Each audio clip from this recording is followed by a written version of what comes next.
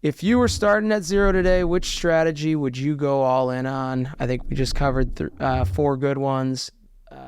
Which one would you choose, though? I'll flip that back to you quick, then I can answer it. If you're listening to this podcast right now, you're starting at zero, you're like, I need to figure something out. I want to be an entrepreneur.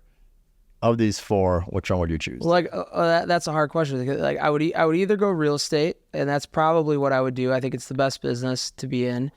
Or, I mean, you can do, like I've mentioned earlier, you can do a combination of these things. If I had no money, I would really, really if I was just coming out of college, no money, I would really study digital marketing. Because no matter what, even if you are going to do a real estate business, that's a really good skill to have. If you get really good at building a personal brand, learning social media marketing, learning SEO, learning pay-per-click, and Google AdWords and Google Analytics and all that stuff, and you get really good at that, you can sell those services.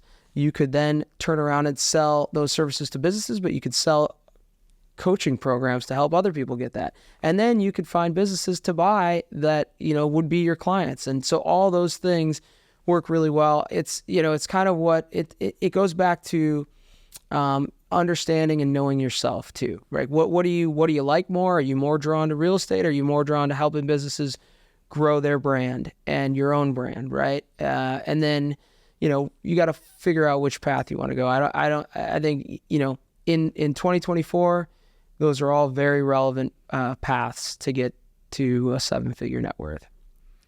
Okay. Yeah. I would say mine is twofold. If you're, depending on what your long-term vision is, if your long-term vision is you want to build something massive and like reach billionaire status almost, I think getting into like syndication, fundraising, private equity to buy big real estate is the best path to go. I think from a long-term perspective, you hear it all the time. People build very successful businesses, and then in their second half of their career, they go into private equity because there's just, if you look at the number of billionaires on the Forbes list, private equity is the dominant factor there.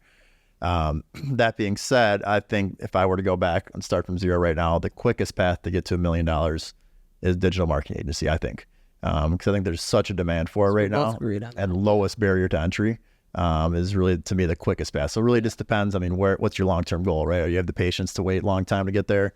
Or is it like, no, I want something now, and then maybe later on in life, I'll get into that? That's up to you.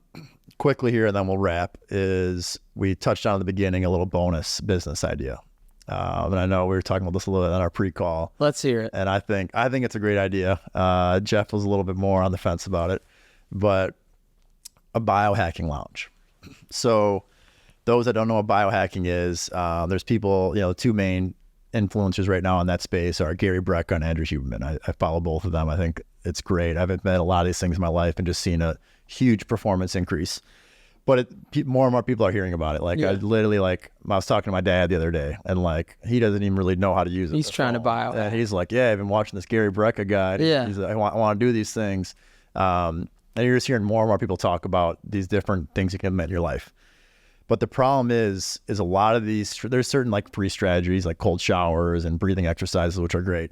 But a lot of things they talk about are very expensive, right? Yeah. A cold plunge or red light therapy. So you're not going to go buy them on your own and have them in your apartment. Unless you have the means. And of course, certainly you could, if you had the means to go buy them. You need another room in your apartment. Like for me, I live in a 1-bedroom apartment. I don't really have a place for a cold plunge and a red light that it's just a huge sauna change in your life, right? I have to move to a house and kind of set it up that way.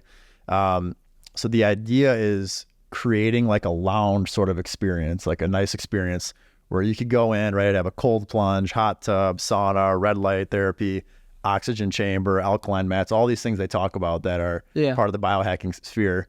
And it's a monthly membership, right? Yeah. So you set it up in a retail space, you come in, you can use all of this equipment, and it might be a couple $100 a month.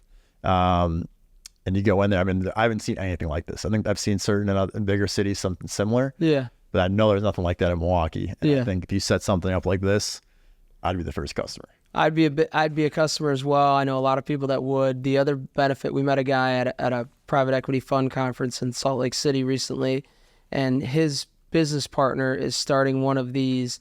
It's also got a gym there, which is awesome. And they go kind of hand in hand, but he's starting one in San Diego area. And basically the other benefit that you get there, so you get people on a subscription membership. let's call it $500 a month, right? With the gym involved as well. And you've got all this stuff, and it's like a higher end clientele. And now you're hanging out with people that are interested in this stuff too, that likely own businesses, that likely are doing big things. So you're kind of curating the people around you because you're all interested in longevity, performance, optimization, right? So there's a lot of benefits to that, and I think it's a great idea because of that. But so if someone decides to implement this, let us know. We'll sign up, and I'd love to be a part of it.